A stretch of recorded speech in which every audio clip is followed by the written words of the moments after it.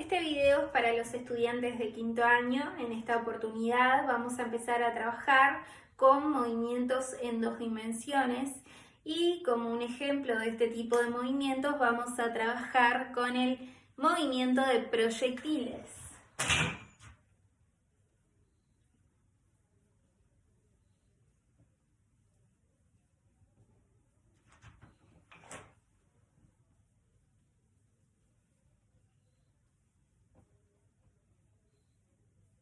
El movimiento de proyectil es un movimiento en dos dimensiones en donde el cuerpo proyectil que está en movimiento describe una trayectoria curvilínea. O sea, imagínense, por ejemplo, tienen una persona que tira una pelota y esa pelota va realizando este movimiento que viene a ser el movimiento de una parábola, algo así.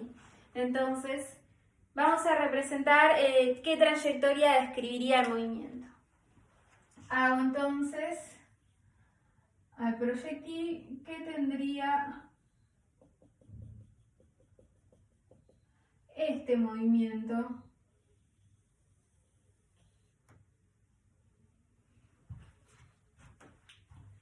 Bien, y lo primero que vamos a definir en este tipo de movimientos es qué pasa con la velocidad. Cuando vamos a hablar de movimientos en dos dimensiones, se aplica el principio de independencia de movimientos. ¿Qué quiere decir que se aplica ese principio? A que podemos estudiar el movimiento de proyectil, el movimiento en dos dimensiones, a partir del movimiento que realiza el cuerpo en cada una de las coordenadas.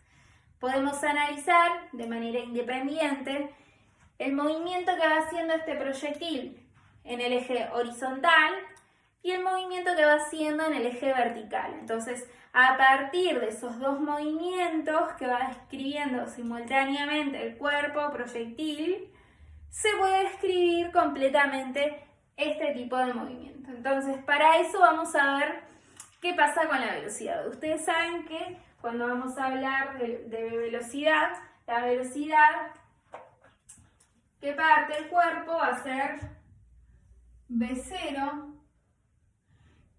que la velocidad siempre es tangente a la trayectoria.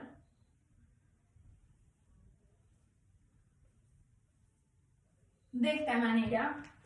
Entonces, como ya dije antes, esta velocidad inicial va a ser tangente a cada uno de los puntos que vaya recorriendo el vector, el cuerpo, perdón.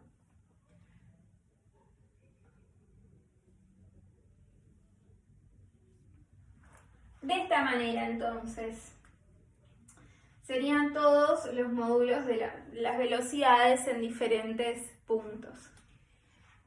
Y una cosa que es importante marcar, ya que vamos a trabajar en función de las coordenadas, imagínense que en el punto de aplicación de la velocidad inicial vamos a establecer el eje de coordenadas, que me quedó bastante desprolijo, pero va a ser el eje X y el eje Y. Una de las cosas importantes que vamos a suponer y que generalmente tenemos que saber es uno de los ángulos con el que sale la velocidad inicial, que en este caso vamos a establecer que la velocidad inicial sale con un ángulo alfa respecto al eje horizontal. Entonces, a partir de eso vamos a ver cómo quedaría la velocidad para el eje X y cómo quedaría la velocidad para el eje Y.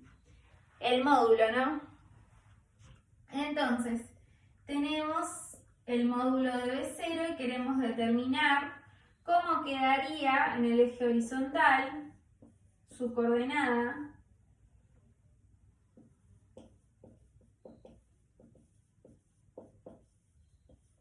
y cómo quedaría su coordenada en el eje vertical.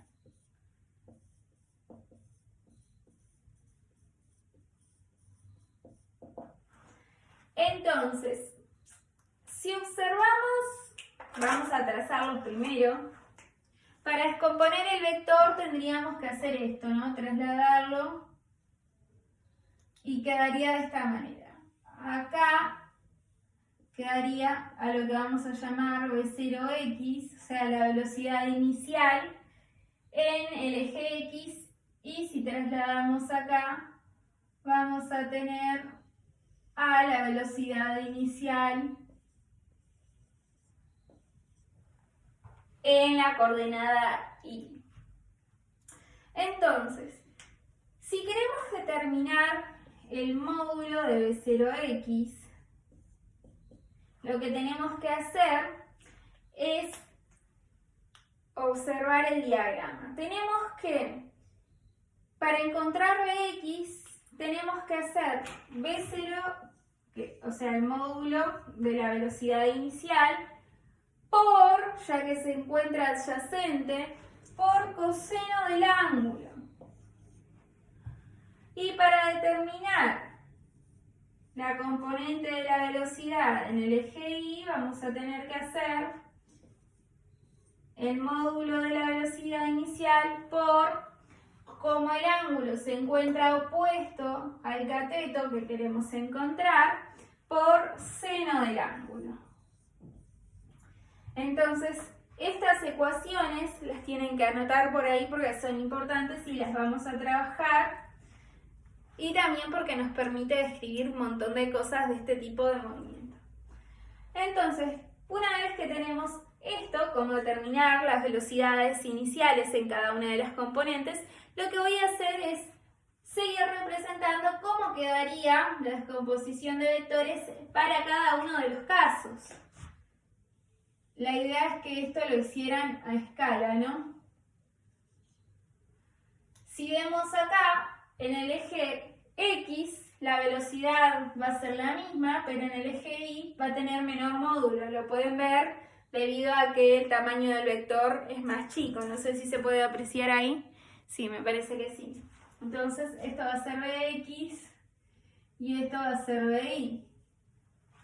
Si vemos en el punto más alto del proyectil, la velocidad que va a tener va a ser solo en el eje horizontal, y en el eje vertical la velocidad va a valer 0.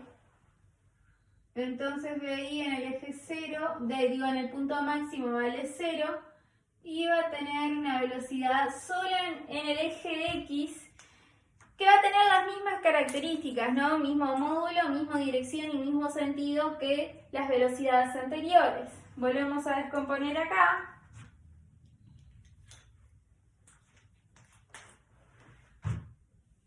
Tenemos que esta va a ser la velocidad en X y luego acá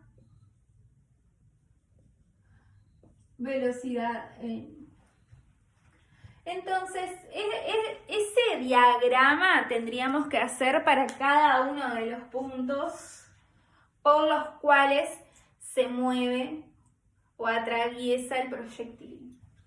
Si observamos en el eje X o en el eje horizontal,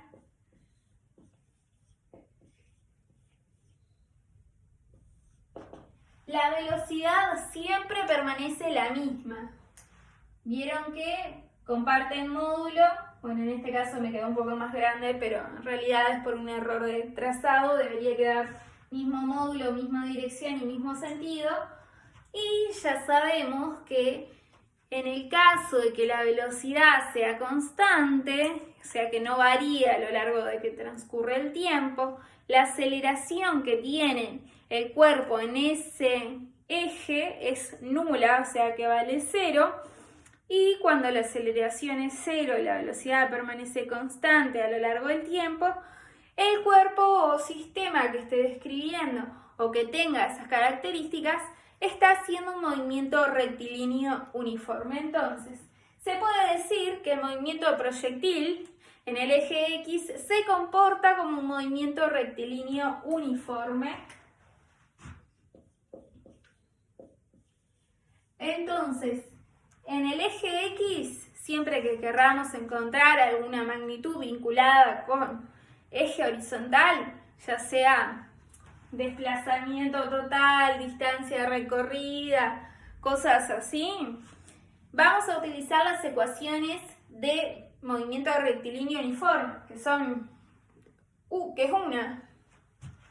Primero que nada, considerar que la velocidad inicial, que es v0x, va a ser igual a la velocidad en cada uno de los puntos, como ya lo mencioné antes. Y la otra cosa, la ecuación que tenemos que hacer, es que esta velocidad va a ser igual al desplazamiento sobre el tiempo. Y esas son las ecuaciones que tenemos que saber para el eje horizontal. Ahora, en el eje vertical, vemos que sí van cambiando tanto los módulos como las direcciones y los sentidos. En realidad la dirección no cambia, sino cambia el sentido. Vemos que a medida que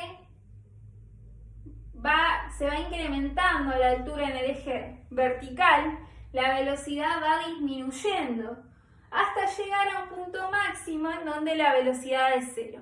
Una vez que llega al punto máximo, ese proyectil empieza a aumentar nuevamente su velocidad, solo que cambia el sentido y va hacia abajo.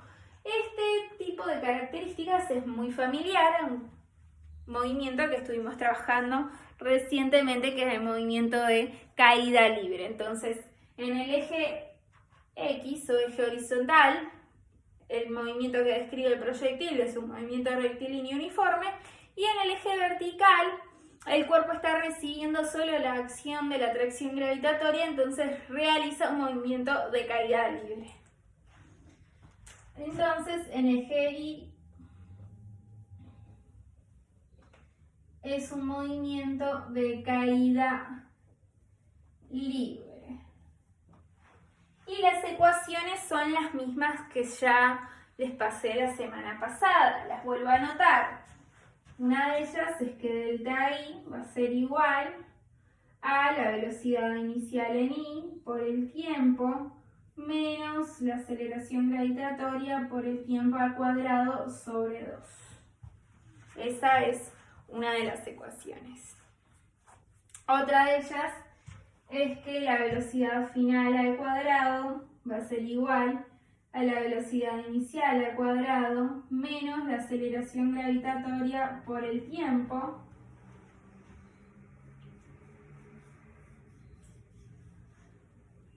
otra que la velocidad final va a ser igual a la velocidad inicial menos 2 por g por delta I. Y esas son las ecuaciones entonces. Puse al revés acá.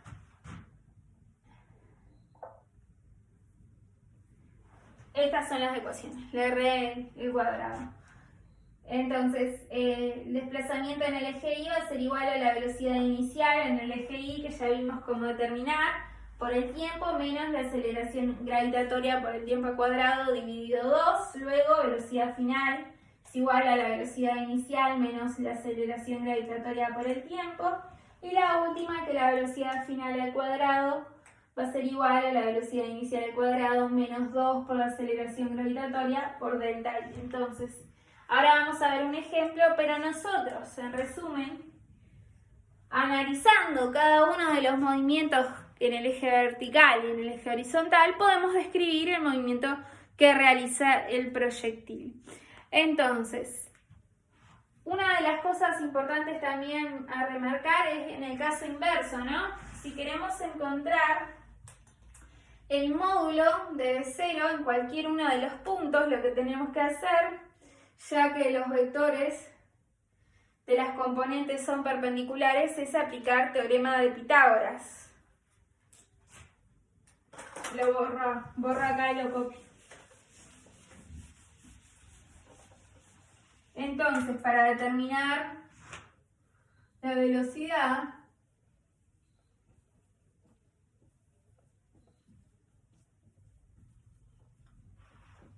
en cualquier punto,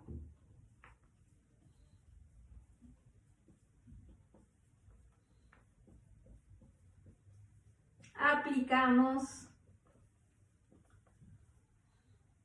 teorema de Pitágoras.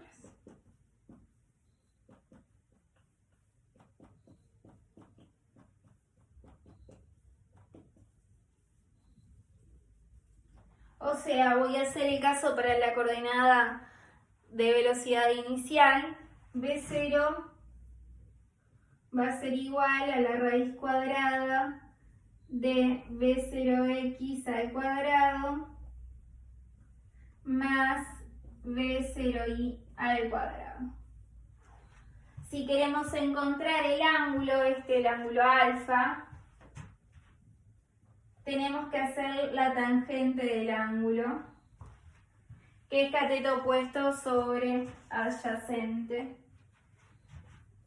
En realidad tendríamos que despejar, ¿no? Y entonces tendríamos que, para determinar el ángulo, sería tangente a la menos 1, que es la función inversa a la tangente, por el cateto opuesto, que sería la coordenada de la velocidad para el eje de Y,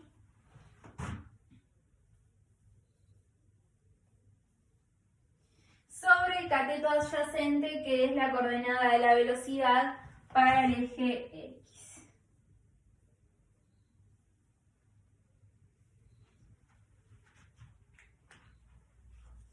Y estas son las expresiones para hacer el inverso, o sea, tenemos los valores de las coordenadas y necesitamos el valor de la velocidad tangencial, ¿no? Que no sea en función de los ángulos, digo, de las coordenadas.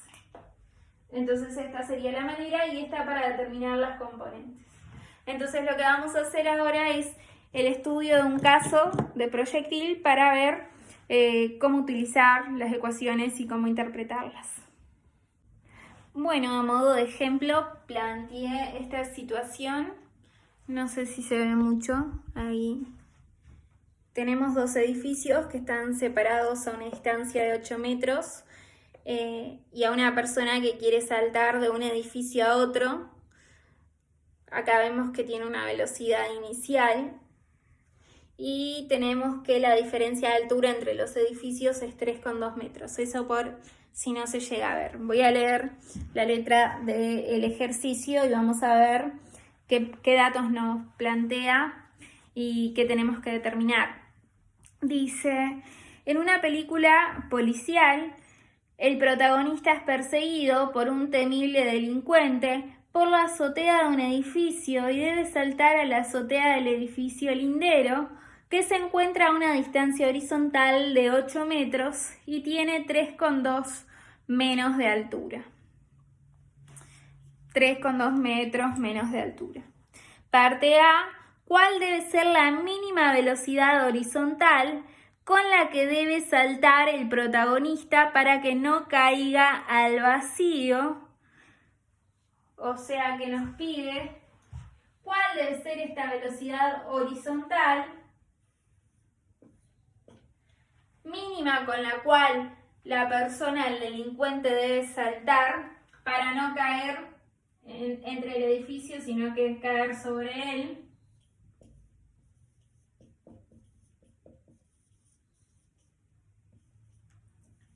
Y en la parte B nos pide determinar la velocidad del protagonista al llegar al piso de la azotea si salta con la velocidad calculada en el punto A. Entonces tenemos que determinar la velocidad cuando llega a este punto.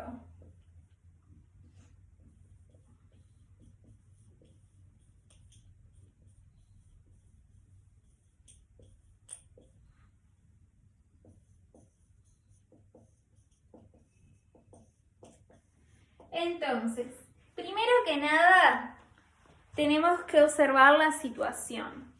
Como vemos, la componente de velocidad inicial es una componente netamente horizontal. Eso quiere decir que en el eje vertical tiene un valor de velocidad nula, o sea que la persona no se está moviendo inicialmente en el eje vertical, sino que lo hace horizontalmente. Lo que tiene sentido, ya que la persona no está ni saltando ni como comprimiéndose tampoco, porque está el edificio y tiene una masa lo suficientemente espesa como para no permitir el pasaje de la persona sobre ella. Entonces, para determinar la velocidad en el eje horizontal, tenemos que establecer la relación que les marqué anteriormente, que la velocidad en el eje X va a ser la misma en todo movimiento.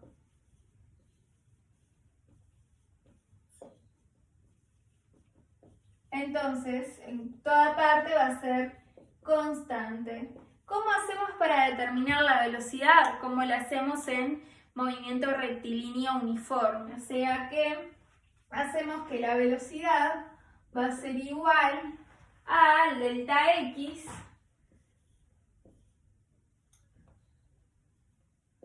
sobre delta T.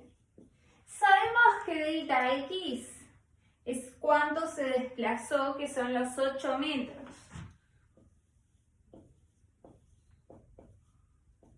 Ahora, el tiempo empleado no lo sabemos. Entonces, para saber el tiempo, necesitamos recurrir a analizar el movimiento vertical. Entonces, en eje Y tenemos que determinar el tiempo y podemos utilizar cualquier una de las ecuaciones de caída libre. Yo voy a utilizar la que la variación de posición va a ser igual a la velocidad inicial por el tiempo menos la aceleración gravitatoria por el tiempo al cuadrado dividido 2. Si vemos, tomamos como punto de referencia esta altura del edificio, perdón, la tomamos acá.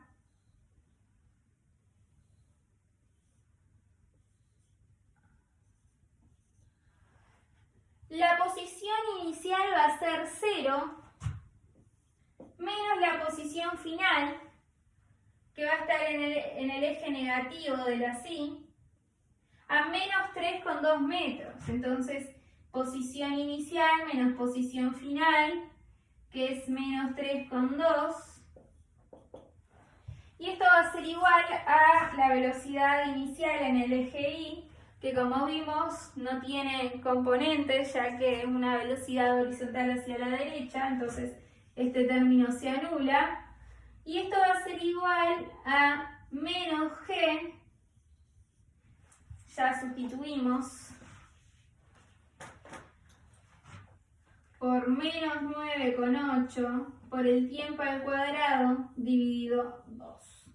Y de ahí despejamos, vamos a tener 3,2 igual a 9,8 dividido 2, 4,9 por tiempo al cuadrado. Pasamos esto que está multiplicando, dividiendo, y queda 3,2 dividido 4,9 raíz cuadrada de todo esto. Y esto nos da, ya les digo, de signo. En realidad lo que hice acá fue al revés, ¿no? Consideré como posición inicial el punto 0, entonces acá quedaría ya 3,2. Menos 0. ¿Se entiende? Porque dije una cosa y al final hice otra. Si tomamos como un punto inicial la posición inicial es 0. La posición final es menos 3,2, pero que queda acá.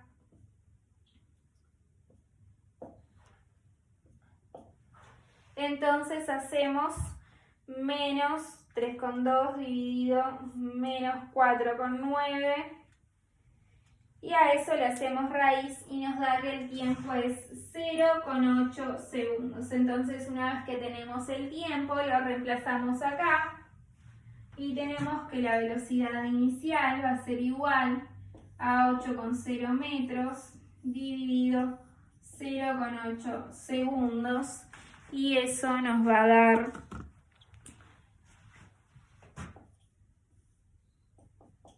10 metros por segundo. Entonces, la velocidad mínima para que la persona pueda saltar de un edificio a otro es de 10 metros por segundo. Voy a borrar esto y hacer la parte B que nos pide el tiempo cuando la velocidad cuando llega al edificio B. No sé si se ve, voy a acercar para que puedan hacer captura o copiar. Bien, ahora sí, borro y hacemos la parte B. Bueno, en este caso lo que tenemos que hacer es determinar la velocidad cuando llega al edificio B. Si planteamos el movimiento, lo voy a hacer con otro color.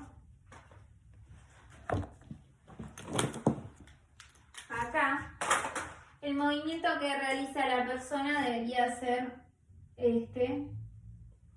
Entonces, cuando llega acá, la velocidad va a tener estas coordenadas. Esta va a ser la velocidad con las componentes que van a ser Bx y Bi. Entonces, lo que pide que determinemos es esta velocidad en el edificio B. Como ya les expliqué en la parte teórica, a la velocidad la determinamos por teorema de Pitágoras. ¿Cómo? Haciendo que la velocidad, el módulo, va a ser igual a la raíz cuadrada de los cuadrados de cada una de las componentes, o sea, bx al cuadrado más bi al cuadrado. Bien, tenemos que saber cuánto vale bx y cuánto vale bi. Como vimos, el movimiento del proyectil en el eje horizontal es un movimiento rectilíneo uniforme, eso quiere decir que la velocidad permanece constante, y como la velocidad que encontramos recién era, ¿cuánto era? 10 metros por segundo, entonces como B0x era 10 metros por segundo, entonces esto a su vez va a ser igual a la coordenada de la velocidad en ese punto. Ahora necesitamos saber cuánto vale BI. Que BI sí va a variar. ¿Por qué? Porque tenemos que el cuerpo está realizando en el eje vertical un movimiento de caída libre, o sea que la velocidad se ve afectada por la atracción gravitatoria.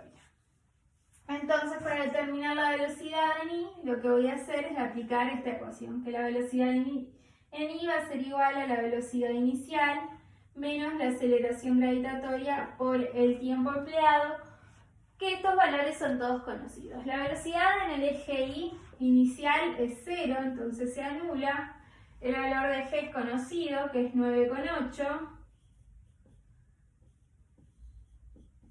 Y el valor del tiempo lo determinamos en el ejercicio anterior, que era 0,8 segundos. Entonces hacemos esa operación.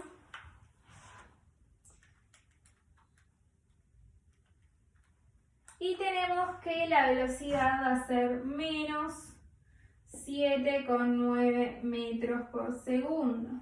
Entonces, una vez que tenemos esto, reemplazamos y tenemos que la velocidad va a ser igual a la raíz cuadrada de 10 al cuadrado más 7,9 al cuadrado. Si hacemos eso, vamos a tener que la velocidad, ya les digo cuánto da,